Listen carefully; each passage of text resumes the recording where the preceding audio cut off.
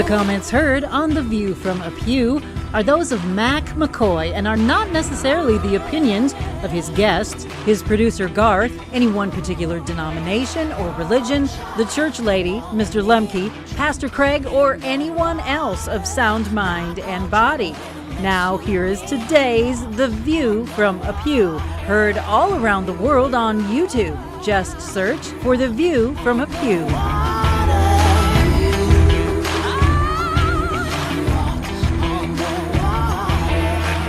Good afternoon and good evening. I'm Mac McCoy along with Steve Arts, and this is The View from a Pew. Steve and I get together every week, and Steve gets all the credit for the content of this show. He does the research, answers the questions, asks the questions, brings them to me, and I think we do a very good show together. But I'd really rather hear that from you. And by the way, I'd like to hear what we can do better. As a former restaurateur of 40 years, I always liked it when people told me they liked my food, but I needed to hear when you don't like my food. And hopefully when you go to a restaurant, if there's something's wrong with your food, don't tell the server. The server is not the person to tell. Ask for the manager and have the manager come up and tell them that. And be kind to them. And you can even say, this guy on the radio who used to own restaurants told me to always make sure the restaurant knows that today's meal was not the best. And I'd like you to know that. That's all I am doing, is letting you know that. Same thing goes with a webcast program like this. If there's something we can do better, you can always email me at Mac, M-A-C, at theviewfromapew.com. Mac, M-A-C, at theviewfromapew.com. Steve, welcome. How was your Thanksgiving? Excellent. Did you eat a lot of turkey and ham? And I'm proud of myself. I ate plenty, but Yeah. I didn't eat too much. You didn't eat too much. So I had a very good holiday. Did you have pumpkin pie? Yes. How many pieces? Well, one a day. One a day. All right. Well, I got to tell you that I was with my family, and I think it was one of the best Thanksgivings I've ever been to. Wow. So it was a wonderful, wonderful time, and I thank Don and Ann and David and everybody that was a part of it, including Miss M. All right. Today we're asking you a question. Are you a critical thinker? Now, the first thing I need you to do for me, Steve, is to explain to me what a critical thinker is. Well, that's a good question. It's really, One of us has to know if we're asking the question. the answer is almost as simple as that button on your shirt.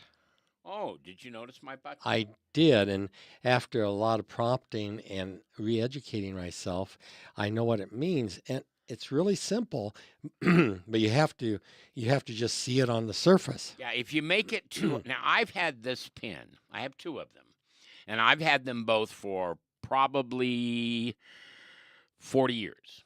And I always pull them out at Christmas time. And I always tell people, don't make it too hard. You can see it. Don't make it hard. So talk to me like I'm a 5-year-old. What does a red circle with a line through it mean? Now, guys, I didn't get it right. I mean, I'm thinking, Well, you're smart. So you were thinking way beyond the simple stuff. I had more to do at Mac. I'm thinking Mac's going to trip me up. So I didn't want to say what I mean, it couldn't be obvious, I didn't think. And you found out it was Yes. obvious. Yes. So what does it mean? It means Noel. Right. Which means what? God be with us. Yes. Correct. Very good. Oh, good. That was an impromptu answer. Yep. So Noel. Noel.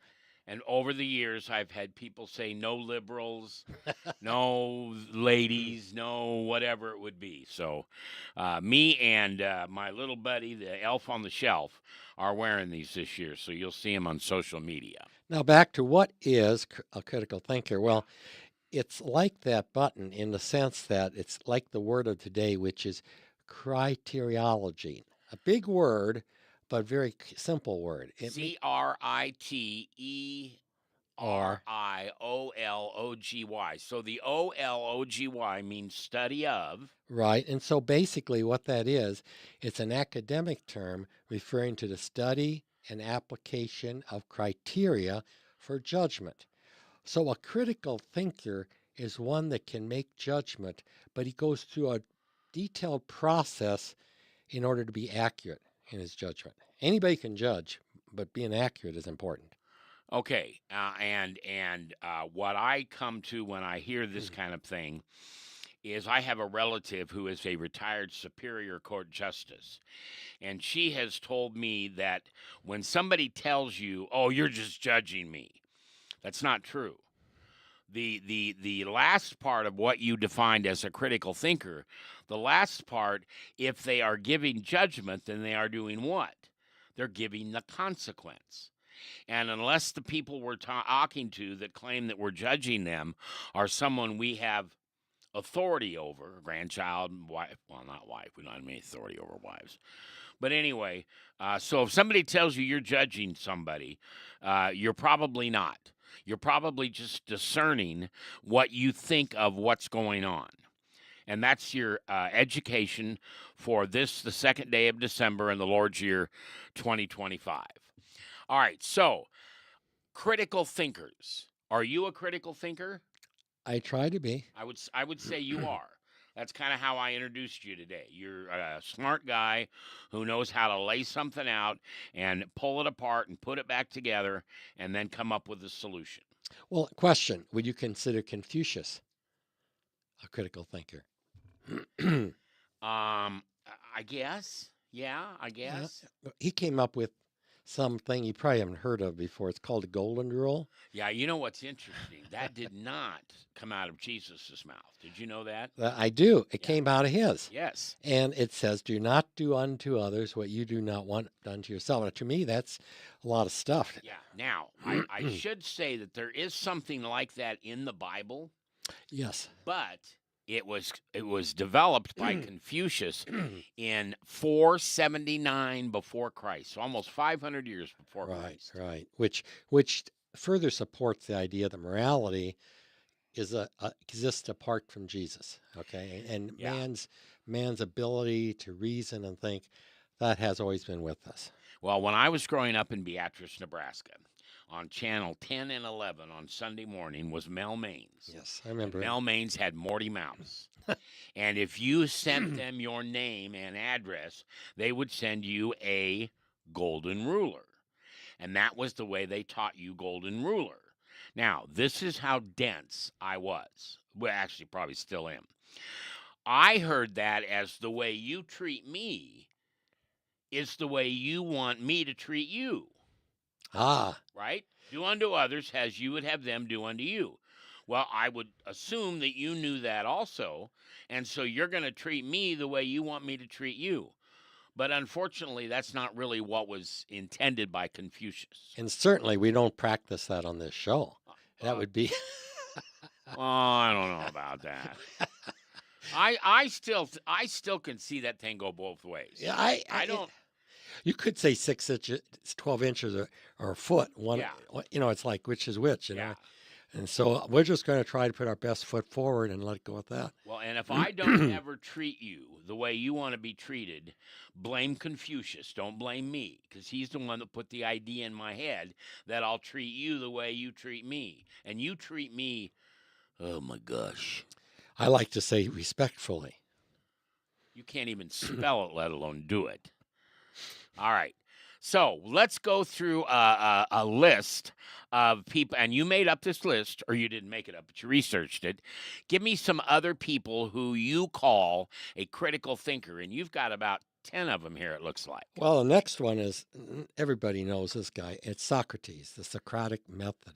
Now, what you might not know is the whole idea of Socratic method is deep questioning and really probing, not just surface stuff. Like it's the opposite of the pin that Mac is wearing. This guy went deep, but he started the process that really evolved into science. Yeah. And he started, this was 500 years before Christ, too. Yeah, yeah. So it's some smart guys. Now, if you move it up a bit to St. Thomas Aquinas, as strange as this may seem, this is when he practiced fact-based reasoning. And if you're in a courtroom, Courtroom. or courtroom, cross-examination. This is part of Thomas Aquinas when he really got in this back and forth debating. He wasn't arguing; he was debating. Now, I mean this question. Is that what we did when I was trying to get you to guess what this pin said? Because I didn't give you the answer. I kept asking you questions, asking you questions, asking you questions, and what we really did was kind of dumb it down to talk to me like I'm a 6-year-old. It basically was a form of humiliation, but but I'm coming out of it. Well, I certainly never mean You to know, humiliate. if you're Although I do have Polaroids from the old days. see in my way of looking at it, God gets our attention sometimes in strange ways. I like call it pulling the rug out of under you, get you humble. Yep. Well, that's kind of what Mac did in his own way because it kind of just pulled the rug. I mean, I just had no idea, and I should have seen it, but I didn't, and so Well, but you're a critical thinker, and you were critically thinking about me, and I'm wearing a pin, and what do you think it means? and man, yeah, and when you think about Mac, I do think of you critically. I do. I no question about it. Now, another guy Not that critically thinker, just critical. it's critical that we just take a pulse once in a while too, but that's another story. So Francis Bacon. Sir Francis Yeah. Bacon, Now, you probably know we talked about this. relative to Don Bacon, I'm assuming. Yeah, they're both very into breakfast. Yes. And so he's the founder of scientific method. And so here you think about scientific method going back to Socrates, the reasoning going in with Aquinas. You can kind of see how this is evolving. And then you get into another philosopher, or in fact, the philosopher at this time, because he really set the basis of all philosophy. You think of Plato and Socrates, Aristotle, Yeah. yes, but the guy in France, Rene Descartes, he says, "I think, therefore I am." That Oh, I've simple, heard that. yeah, that simple statement is simply the basis of a rationalist who is simply saying that we can't trust all the senses. We have to start thinking critically to seek the truth. You think about that departure from sensing what's around you and going only by that. That's a big deal. Big deal. Would that be the same as it is what it is? I think that's more of your interpretation of it. Okay. And no, Okay. I would say that I'd say once you start, I think therefore I am is just the basis that we exist. Yep. What that's saying is the basis of our existence, and then we go from there. That's all it is. It's a foundation. All right. Now, this gentleman from France lived in the 15 to 1600s, but now we're going to move it up to almost modern times with Sir Isaac Newton. Well, it's not that. They actually He invented the cookie. Yes, and it was Grandma's cookies, and his grandma was very influential in his life. Aside from cookies, though, he took these cookies and he dropped them out of a window. Yeah. 'Cause And he took one bite and Grandma's figs didn't taste good. and so Grandma watched and saw that depending on the weight of the cookies and such, things happened. And out of this came the gravitational theory. The theory of gravitation. Yeah. Sir Isaac Newton. Now, it was actually an apple, right? That fell out of a tree. Wasn't that where it started? Well, there's certainly some thought that could have happened. It made it a lot easier to hit it with an arrow. That fig is pretty tough. Yeah. And so, and these are big apples back then. So, yeah, we could attribute it to anything, but the whole idea is that just the idea he thought of this may seem really simple now, but it is so much the way it is, which brings up something else that was simple by a guy that didn't live that much later than him, and that's Benjamin Franklin. For example, one of the things that we think about him for is when he flew the kite and got lightning hitting it. That he had so many vocational hats, we can't keep track of them all, but he was a real thinker. And he thought critically because he didn't just spew out things. He evaluated things, moved systematically. Now, this is a serious question. So, is Benjamin Franklin the creator of electricity, or is God the creator of it, and he just figured out what it was? I'm not even sure he figured out what it was. I think he figured out that it could be whatever it was moved, but I'm not sure. Harnessed? Yeah, harness maybe. He didn't even know how to harness at this point. But the fact that he'd even recognized that it would transmit itself, you know. And, Oh, yeah. But so all these questions before were not serious, Yeah. and this is the first serious That's the question. first serious question Oh I have gosh. for you today. Well, maybe I should give more thought to it then. Well, you should, but you're Uh, a critical thinker, and it'll be easy for you. Let's go on to somebody that's more critical than Franklin. Not necessarily from our founding fathers. Franklin is certainly a big deal, but Yeah. Albert Einstein, most of us recognize this guy. Well, wasn't Benjamin Franklin one of the signees on the Constitution? I thought he was. You know, I want to say yes, but somehow I'm just not sure. Well, he was born in 1706 and he died in 1790. No, he was there. He was there. Yeah. I'm embarrassed not to say. So was John Hancock. Yeah, yes, and we all know he signed. He must have, but yet for some reason I have reservations because he was involved with so many things, but not necessarily the deepest in any one thing. If you know Now, what I mean. here's someone who wasn't a signer on the Constitution of the United States, but he was truly a brilliant, brilliant man. In fact, if I said, name a brilliant, brilliant man, before you said yourself, wouldn't you add this gentleman to that list?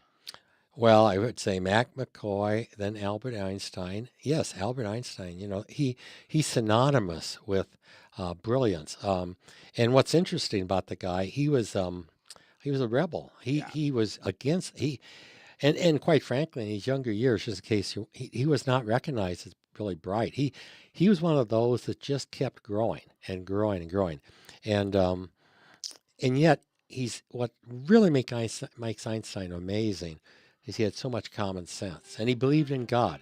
He had enough understanding that no matter how much he knew, that only pointed out what he didn't know. Yeah. He was that kind of guy. And that's the definition of critical thinking. Is Yes.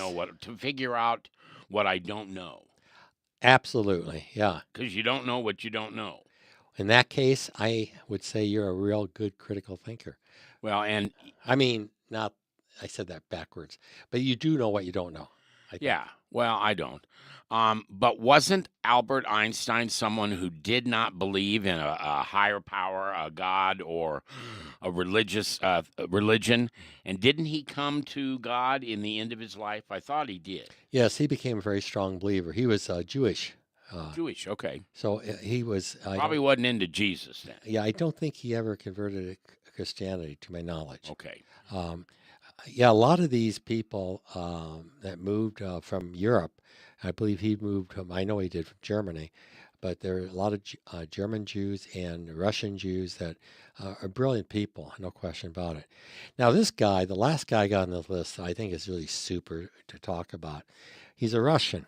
Okay. His name is Stanislav Petrov. Petrov? Petrov, Petrov.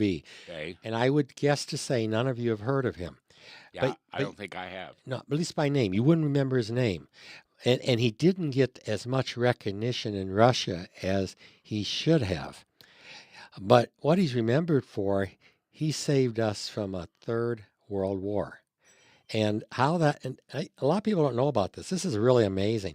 All their stuff, all their equipment over there was showing an incoming missile from the United States. Yeah, we should note that he was born in 1939 and died in 2017, so 8 years ago.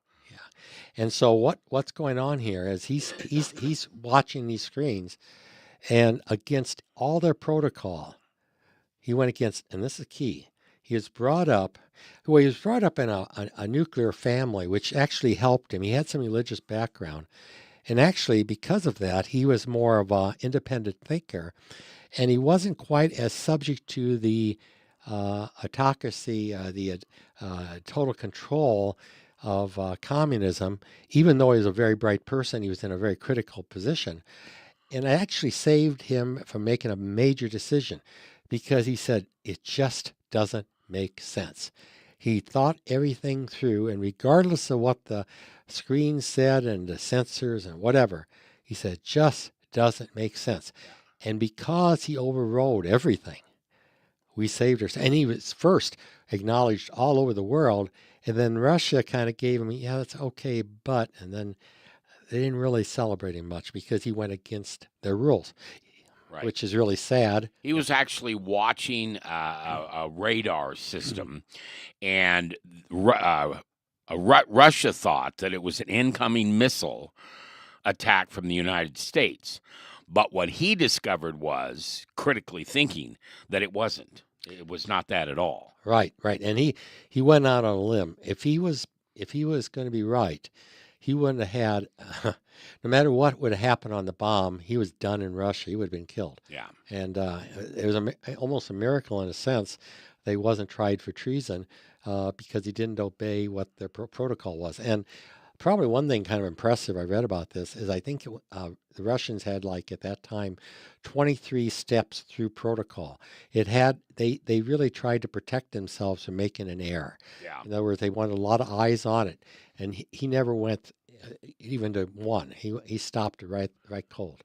Okay, so we've gotten to know who these critical thinkers are.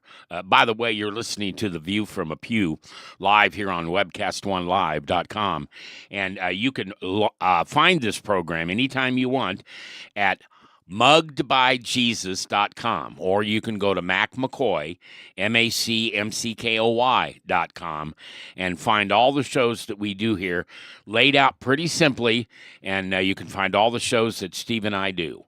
All right, now, here's a question. Is critical thinking inherited, or must it be taught and learned? In other words, is it a talent or a skill? Well, it's kind of both because you have to have the ability, you have to have the predisposition, but it has to be taught and learned. And according to what I read, and I don't know how else to say this, but most people don't have it, which could explain things like mob rule. It could explain a lot of phenomenon that we say, why are people doing this? How can they be thinking? Well, maybe they're not, or at least not thinking well, or at least not thinking thoroughly. More of a grab your gun and shoot. You know, I don't take this. I'm saying this off the cuff. No, I know. No, And what I'm trying to say is that we'll do something, then ask questions later. That's not the way to be a critical thinker. Yeah, my grandpa and my father, when we'd go to a gun shooting gallery or something like that, we weren't hunters, but we did shoot guns in a gallery. Dad would say, make sure you don't ready, fire, and aim. It was ready, aim, fire. Exactly. That's what you're talking about, that simplicity of how to do it correctly. I would say go one step further. I think it's more like driving. Take one last look around. Yep, okay. Truly, because you shoot one person or one thing that you shouldn't shoot, and you never forgive yourself. But well, I remember, now this goes back to an age where if you're under the age of 30, you probably would say this isn't, you never heard this. But we growing up would always hear from Grandma, now make sure you look both ways before you cross the street. right. Yeah. Right. And that would have been critical thinking. Yeah, today with the mindset of entitlement, they're supposed to stop for me because I'm important enough, which really brings up the whole problem of some critical thinkers. And what would that be, Mac? I mean, Ego. if you're bright, Yep. you think you're right most of the time, and Yep. maybe you are. The biggest challenge is egocentricity. Yep. In other words, where you start saying, I know what I need to do. I can tell what to do. I don't need anybody else's input. And at that point, that's when that is a character flaw. So what happens then is that person subtracts from what he is with his knowledge. So I would call street smarts. He's not very street smart. And so what happens is he might know everything about that corner and how the lights work and everything, but he jaywalks because he thinks everybody should. Yeah. I'm so important, and he gets nailed, and everybody says, "What's wrong with him?" And Yeah. and so you get some really stupid, smart people. Yeah. And remember that when we use the word stupid, we're not being derogatory. Stupid means you know better, but you do it anyway. Correct. That's different than ignorant. Means, Yes. yeah, ignorant means you don't know right No, or wrong. we are ignorant, but we try to avoid being stupid. Yeah. And a person is not stupid, but they may say or do stupid things. Correct. And that's not something I followed very easily until Jesus came into my life. Realizing that I didn't need to criticize somebody by calling them names. I could just say, hey, what you just did was stupid. Or what you just did, you were ignorant of the way to do it correctly. All right. The other thing I want to add to that is ego, E-G-O, to some people means edging God out. In other words, if you don't put God in your process of thinking, then you're edging God out and you think you're the only one that can answer it. And that's ego. Right. And that, in the Christian perspective, the whole thing with Satan is the whole thing about my ego, not God's ego, my will, not God's will. So this whole thing of ego is really important. And again, I think Jesus has to pull our rug out of underneath us once in a while. Yeah. And we should thank him for that because that's his way of getting us on the right track. I want to tell you a new sponsor that we have here, and it's called, the name of it is Katz, K-A-T-Z, and Dogs. And that is the last name of the husband and wife that own this business. And they are a mobile veterinarian clinic. So we got a new dog a few weeks ago, or I guess now it's about 4 months ago. And it was time for her to get her shots. And rather than go out in the cold and everything, we asked these people if they would come over to our house. Tanya is the veterinarian. Tom is her husband and assistant. And they came over and gave Zeppy the shots that she needed and put the little microchip in him. Wow. So if you don't want to go to a veterinarian's office or place of business, just look them up. It's Katz, K-A-T-Z, and Dogs Mobile Veterinarian Clinic. And they're brand new to our Omaha area, and we welcome them and glad they are here. All right, so there is some kind of caucus. Let me back up a little bit. For pet lovers out there, just think how important that is. Because oftentimes your pet is very content in his surroundings. Mm-hmm. Now, when he's taken out of that surrounding and in a strange place, and that can create all kind of behavior changes. So, I mean, it really is good for your pet. Yeah, well, and the way they work is Tom is a very gentle man, and he sat on the floor, and Zeppy came up to him, and then he just kind of held him and tight, and then Tanya goes ahead and gives the shot. And yes, Zeppy reacted to the shot, but there was no yipe. There was no fear because of what you just said. She was in the comfort of her home with mommy and daddy around, and Moses, the other dog, was there. And yeah, it is so much better for your dog or cat. I would go there. I don't have a pet right now, but that would you like one? I know which one you're wanting to give away, but no, thank you. Okay, all right. All right, so I don't really know. I'm ad-libbing. I apologize. If I were going to get a pet for you, I would get an electric eel. Oh, maybe Benjamin Franklin would have appreciated that. We should have thought of him. There you go. So now, there's a guy by the name of Nuyet. Say his name. Nuyet. Hey, well, it's IDEA, so Idea Pod. No. IdeaPod is where this reference came. His name is the next part. It's Nguyet Yen Tran is his name. Okay. And Nougat? Yeah, maybe Nugent Yen Tran. Nugent Yen Tran. Yeah. Anyway, he said there's 10 things that cause a lack of critical thinking in society, and I'm trying to change the focus of this conversation, obviously. So in one of them we heard earlier, because I mentioned it was herd instinct. Think of that. Herd instinct. And let's go back to our veterinarian. Herd instinct, that can be a real destructive thing when you've got animals all getting everybody excited. Well, when human beings do that, that's the same way. And part of that can be out of fear, part of it can be out of people pleasing or lack of practice, or you got laziness. That's another factor, and the way we learn, complacency, fear of failure, and being judged. God knows we don't want to be judged. We fail. Over reliance on technology, believing everything we think is true. Think about it. Everything we hear is true. If you watch the news and you accept that as the news, I mean, that's it, and that's what's going on in the world. I would not call you a critical thinker. Okay, that would be the opposite of critical thinker. Critical thinker doesn't accept something just because it's said, just because it's been seen, just because somebody said it. Even if they were close to fire, you want to double check it, cross-examine it. I don't give myself many compliments, but I do try to be a critical thinker when it comes to absorbing information. And we have a big problem in this country, around the world actually right now, is people read social media and they think it's true. And most of the time, it's not. And if you were waiting for me to say most of the time it is, I wish that was the case. But I saw Abe Lincoln post something the other day, and it was just wisdom, and I couldn't believe it. And then I realized, couldn't be Abe Lincoln. Wasn't alive. He's not alive. Well, that's quite a revelation. Yeah. Gosh, I've been thinking all this time. Anyway, so well, and here's what it is. In our generation, there was something at the checkout stand in every grocery store, and it was the National Enquirer. And people would actually think what was inside of there was true.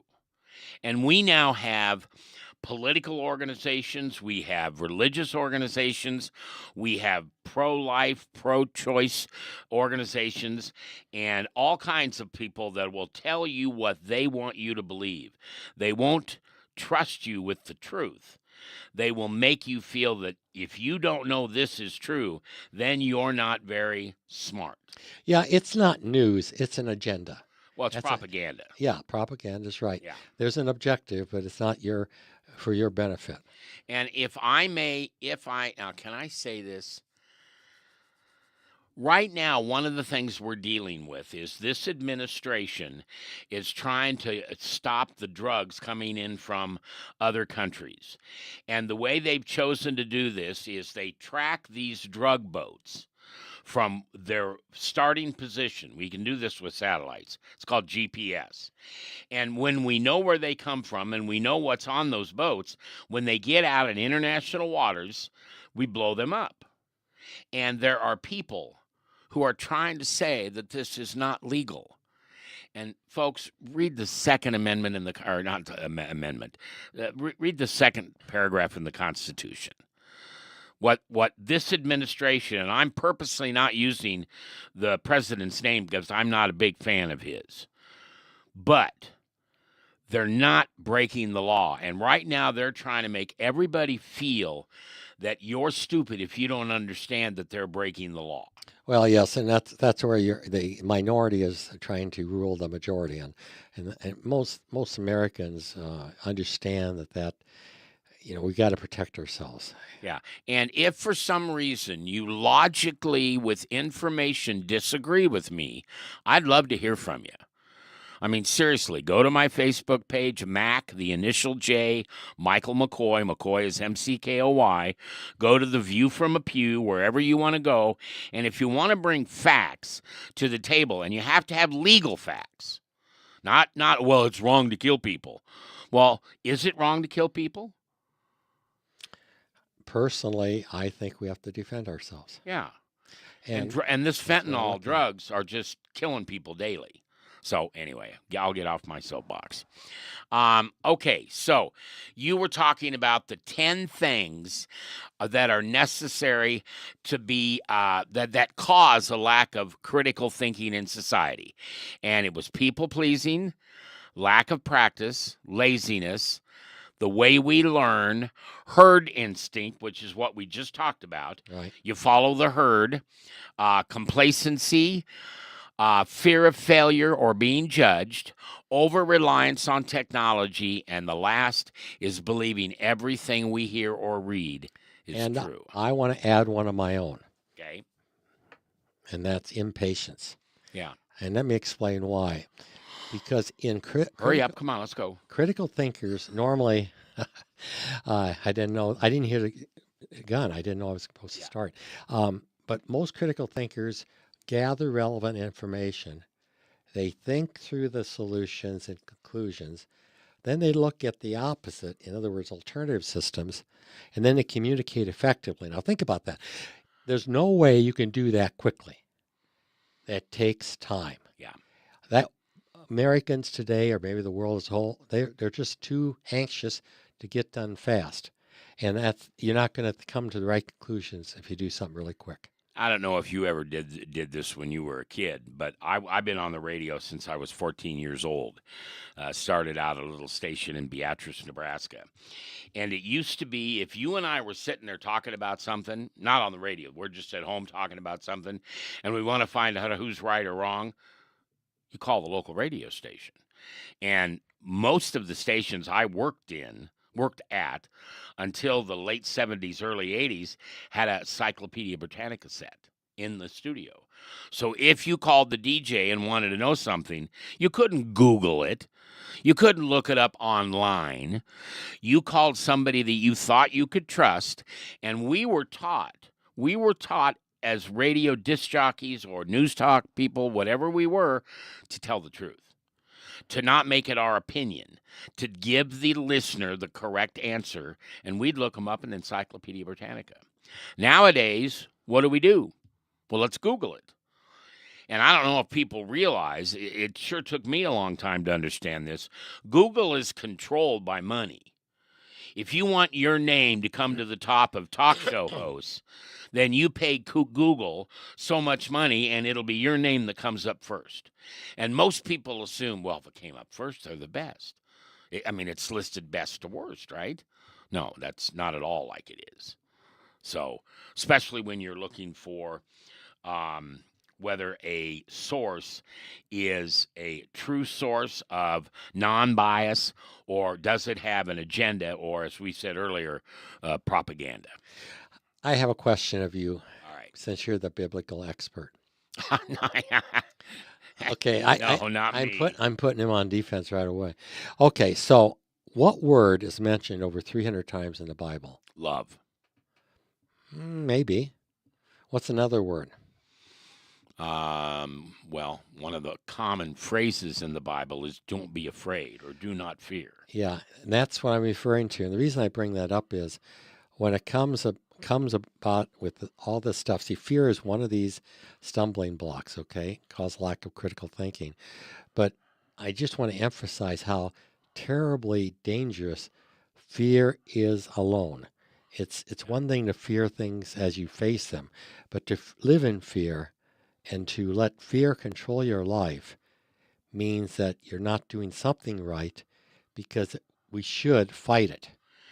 Yeah. Now let's walk through this for a second. To me, fear is not doing anything.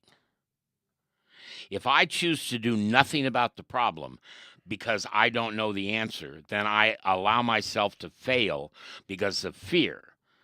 Especially in this world and days with a computer more powerful than an Apollo rocket sitting in our back pockets, we should be able to, if we choose to learn how to figure out if a source is a source you can trust. Well, that's kind of what that sounds more like to me, is laziness. I mean, Yeah. Really, Yeah. because another thing about this that gets into play is what's referred to, and I got to say, I was this in my life at times.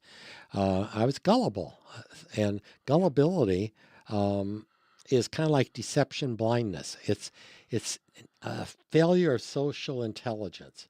And I was brought up on the farm. I didn't have a lot of social intelligence. I just hadn't been exposed. And I roomed with a city slicker from Kansas City, and great guy, by the way. But he taught me real fast about street smarts, Yeah. and in college and such. And so, things like that, part of critical thinking is being well informed, being able to read the language, being able to know what's right, what is wrong. I mean, literally just knowing and being able to determine that. As we grew up in this country, by the way, my name is Mac McCoy. You're listening to The View from a Pew with my co host, Steve Arts. We're talking today about critical thinking and what that is. And now we're getting into the meat of biblical critical thinking. And you have to remember that most people want to manipulate you so you believe that they're saying is true, and they will make you feel bad if you don't believe them. I have come to the conclusion. I mean, I'm positive. I'm right on this that manipulation is evil. Oh yeah, I mean, absolutely. without I think we tend to think manipulating of data, manipulating. No, manipulating is because what you're doing is taking and trying to make sure that other people don't really follow their will by deceiving them. Let me give you one of the most common examples of manipulation. When the hamburger joint or the chicken joint or the restaurant, whatever it is, they show you their hamburger they want you to buy. And it's about 4 inches tall, and the beautiful yellow cheese is dripping very slowly, and the ketchup is coming out just oh so slow, and the meat's about 2 inches tall, and it's just this beautiful picture. Well, we ought to make an exception. Big Mac is still very much the way it is. Mac here would testify to that. Big Mac is what it is, right? Yeah, no, I wouldn't testify to that. I don't eat at McDonald's. But I tell you what I want to do someday.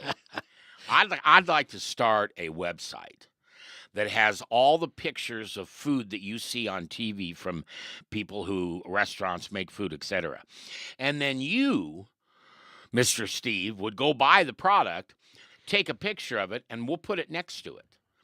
That's manipulation. Well, you brought that up earlier about how people believe things, and there's some reasons why. Think about this in life. Repetition. Bam, bam, bam. Yeah. Doesn't matter if it's true. Right. The more Doesn't you say matter. it, the more people are going to believe it. Familiarity. If you get familiar with something, you think, well, that must be something. Fluency. Group identification. If you're with a group and that group says, that's the way to be. Pseudoscience. Well, that almost makes sense.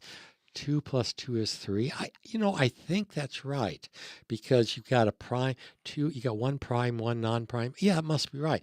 Credibility. Maybe somebody creates that essence of somebody you should believe.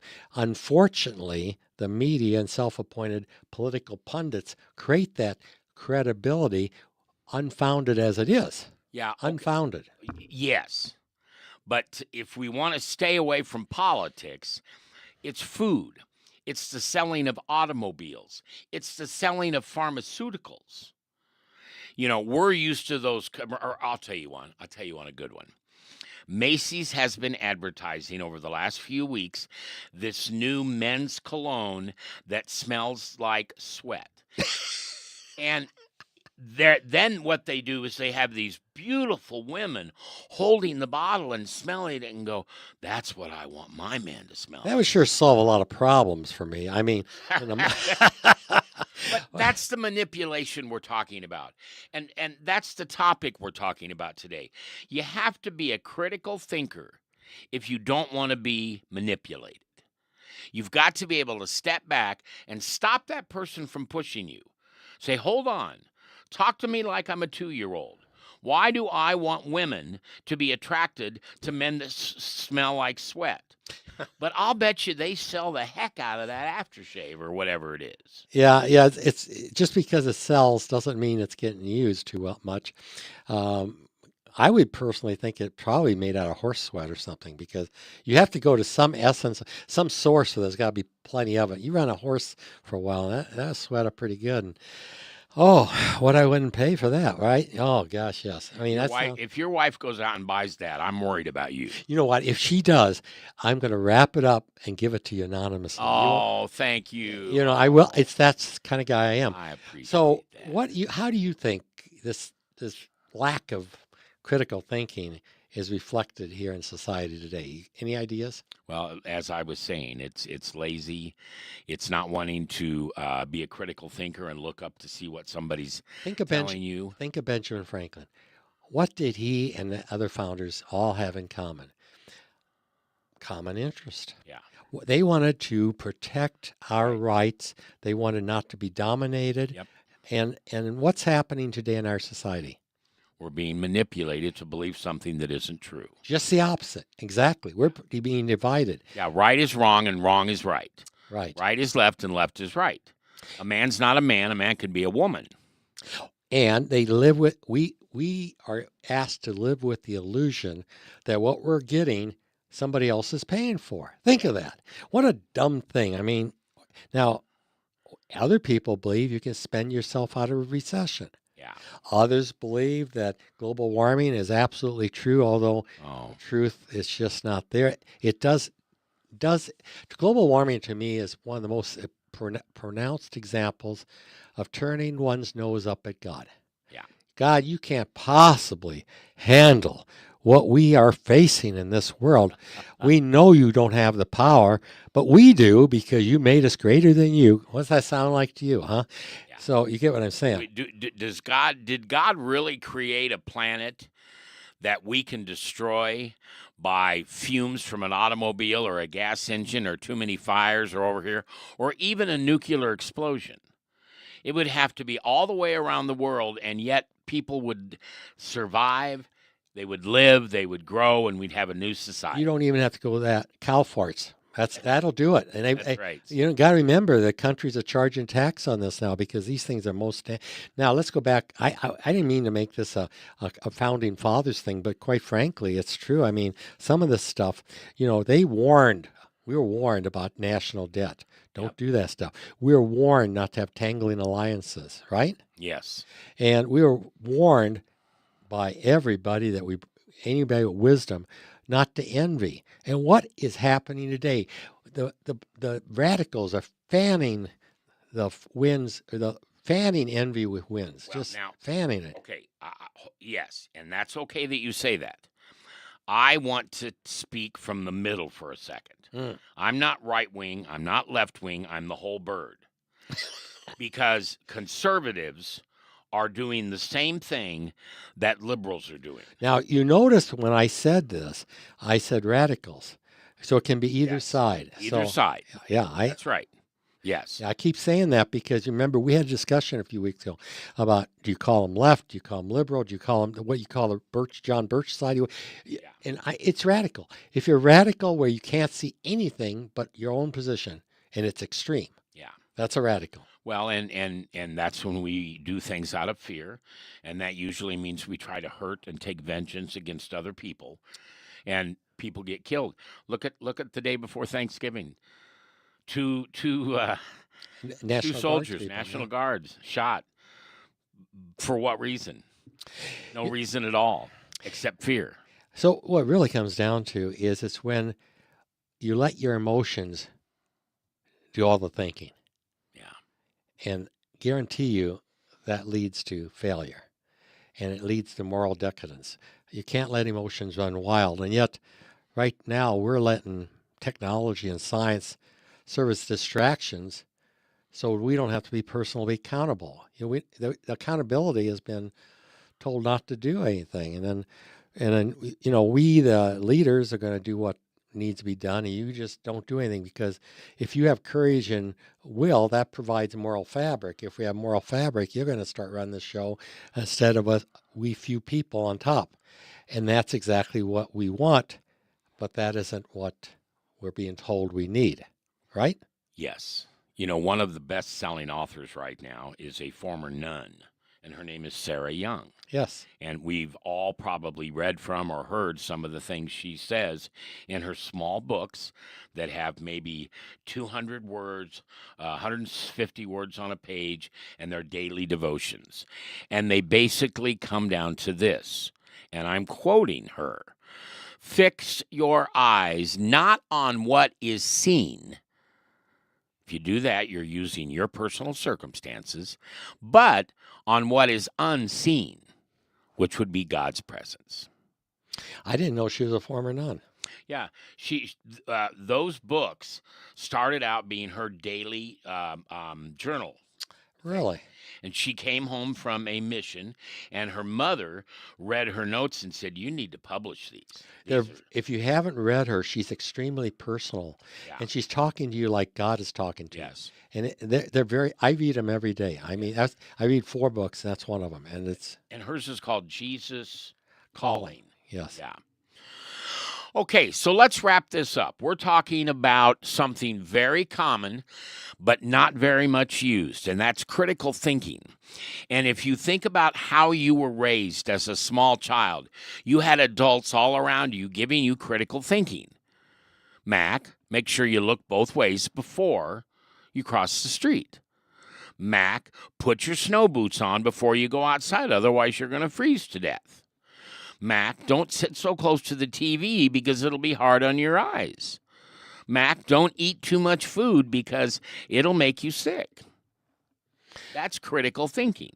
I want to end with 2 things. One is a biblical quote, Okay. which says, "For our citizenship is in heaven, from which we also eagerly wait for a Savior, the Lord Jesus Christ, who will transform the body of our lowly condition into conformity with his glorious body by the exertion of the power that he has even to subject all things to himself." That's Philippians 3:20, 21. That's the essence of why we're here. And then just as a PS, if you are a a thinker, and this is a political statement perhaps, but you would realize that critical race theory is totally academic fantasy, because how it treats racism and views racism has no basis in fact. Steve, I thank you for coming in today and being a part of the show. I thoroughly love doing this with you every week. Are we going to have ice cream next week? Yeah. It was cold out there and I missed it. Rocky Road. Here's something I was thinking of today, and it came from a sermon I heard over the weekend at my church. Then it came from a sermon I listened to on Monday from a church that was live on Sunday. And then, by golly, I heard it again this morning in a Bible study when we were talking about Acts. I want to make something very simple for you. People, including myself sometimes, try to make having a relationship with Jesus be all filled and smothered in religion. And I'm not against religion. I just don't find much use for it. Now, the opposite of religion is not, well, I'm spiritual. You can be spiritual, that's okay. But the opposite of religion, which is another term for man's law, is a relationship with Jesus. He died on the cross, so your sins are forgiven. Man's law says, do not kill. But do you know that if you do kill someone, God forgives you and you still spend eternity with him? Jesus died so we would be forgiven for our sins. And there are so many people out there, and maybe the one listening to this program believes that Christians think they're better than other people, or smarter, or good, or blah, blah, blah, blah, blah, blah, blah. No. Here's who a Christian is, and I'll put it in Mac language. We know we suck, but Jesus forgives us. And that's why seeking a relationship with Jesus is the answer to fear, is the answer to gluttony, is the answer to most problems that we run from or manipulate others with because we don't have a relationship with our Creator. Now, I may add an adjunct to that. That does not mean that through your religion or through your spiritual journey that can't be done. In fact, it most often will be. But it does mean that one needs to go a little further, rather than say, I belong to a certain religion, or I have a spiritual belief, but I don't practice anything, or I don't have any works that show that I have the faith. Does that make sense? Yes, absolutely. Being a Christian, I used to think that was something I was not capable of doing because I wasn't good enough. Not being good enough has nothing to do with Jesus. There's no such thing as a good enough or not a good enough Christian. It's like being pregnant. You either are or you're not. If you wait till you're worthy, you're too late. Yeah, you are too late. All right, Steve, thank you very much for coming in. We'll look at this next week, same time, same bat station.